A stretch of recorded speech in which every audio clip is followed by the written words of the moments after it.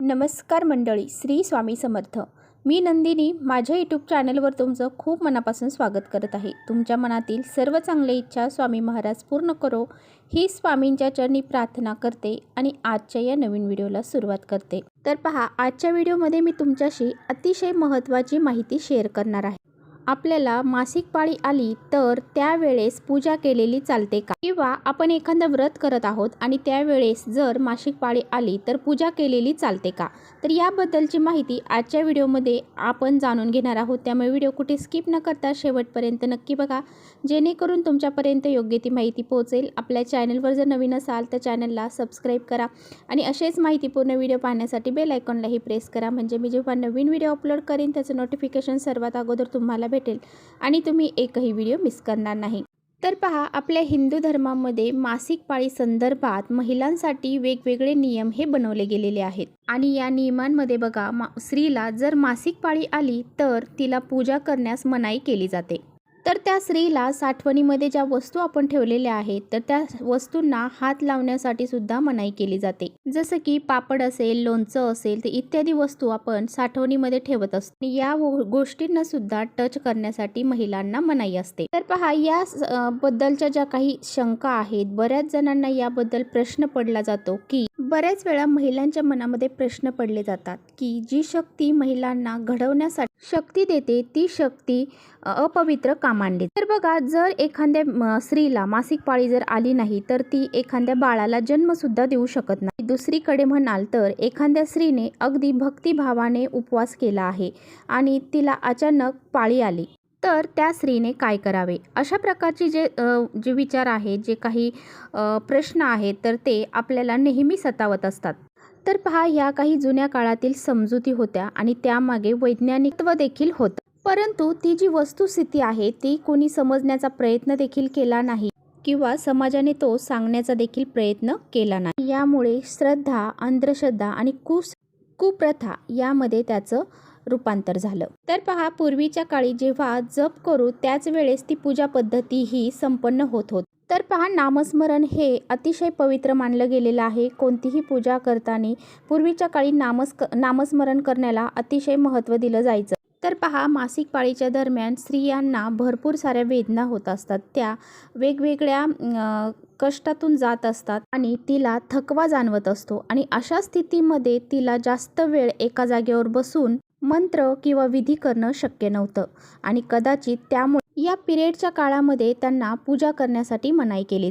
त्याचबरोबर पूर्वीच्या काळी पूजा करताना शुद्धता राखण्यासाठी सुद्धा काळजी घेतली जायची, परंतु जुन्या काळामध्ये या पिरियडच्या काळामध्ये स्वच्छता राखण्यासाठी भरपूर असे साधनं नव्हते, परंतु आत्ताच्या काळामध्ये भरपूर असे साधनं अवेलेबल आहे. यामुळे पहा, आपल्याला या काळामध्ये म्हणजे आत्ताच्या काळामध्ये जास्त काही थकवा किंवा कमजोरी ही जास्त प्रमाणात जाणवत नाही. आणि बघा, पूर्वीच्या काळी महिलांचे कपडे हे खूप असे खराब व्हायचे, पण आत्ताच्या काळामध्ये ह्या सर्व गोष्टी आपल्याकडे वेगवेगळे साधनं अवेलेबल आहेत, त्यामुळे या सर्व गोष्टी आत्ता होत नाही.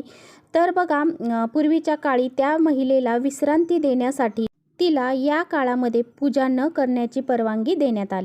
तर पहा, ह्या स्त्रीला पूर्वीच्या काळी एक स्पेशल खोली आहे तर ती राहण्यासाठी दिली जायची आणि त्याचबरोबर तिला स्वयंपाकघरात सुद्धा येऊ दिलं जायचं नाही आणि जे जेवण आहे बनवलेलं ते सुद्धा तिला त्याच रूममध्ये दिलं जायचं. असे काही नियम आहेत तर ते स्त्रियांच्या आरामासाठी बनवले गेलेले होते. आणि बघा, मासिक पाळीमध्ये उपासना आणि त्याचबरोबर जप, नामस्मरण याला कधीही निषेध नव्हता. आता बघा, ती वेळ ही निघून गेलेली आहे, परंतु लोकांनी ते कारणं जे आहेत तर ते आत्ता सुद्धा जाणून घेण्याचा प्रयत्न केला नाही आणि म्हणूनच ती परंपरावादी विचारसरणी जी आहे तर ती आत्तापर्यंत चालू आहे. आता बघा, जर तुम्ही उपवास करत असाल आणि त्या दरम्यान तुमची मासिक पाळी आली तर काय करावे. तर पहा, जर तुम्ही उपवास केला असेल आणि त्या दरम्यान तुम्हाला मासिक पाळी आली असेल तर तो उपवास तुम्हाला पूर्ण करायचा आहे. आणि पहा, तुमची जी देवावरची श्रद्धा आहे तर ती कधीही कमी होत नाही.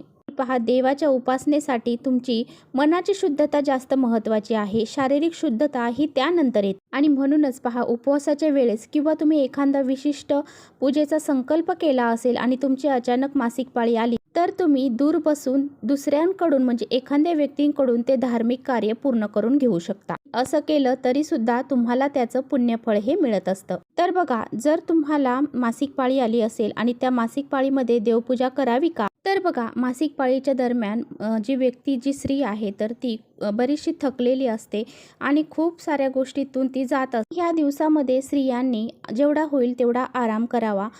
तुम्ही पूजा नाही केली तरी चालेल, परंतु तुम्ही नामस्मरण करण्याला तुम्हाला कधीही मनाई केलेली नाही. तर बघा, तुम्ही मोबाईलमध्ये बघून सुद्धा देवांची आरती करू शकता. त्याचबरोबर देवांचे जे मंत्र जाप आहे ते सुद्धा तुम्ही मोबाईलमध्ये बघून करू शकता. तर जर तुम्हाला इतर गोष्टी करायच्या असतील, तुम्हाला जर एखाद्या देवांचं पुस्तक वाचायचं असेल तर ते सुद्धा तुम्ही मोबाईलमध्ये बघून वाचन करू शकता. आणि यामुळे पहा, कुठल्याही प्रकारचं पाप आपल्याला लागत नाही. आणि बघा, तुम्हाला सांगितल्याप्रमाणे देवांना मनाची शुद्धता अतिशय महत्त्वाची असते.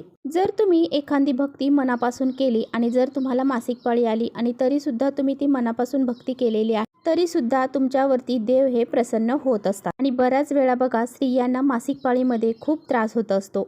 डोकं दुखणं, कंबरदुखी, पोटदुखी, मळमळ होणे, पित्त होणे, जेवण न जाणे, चक्कर येणे, अशासारख्या ज्या समस्या आहेत तर त्या स्त्रियांना येत असतात.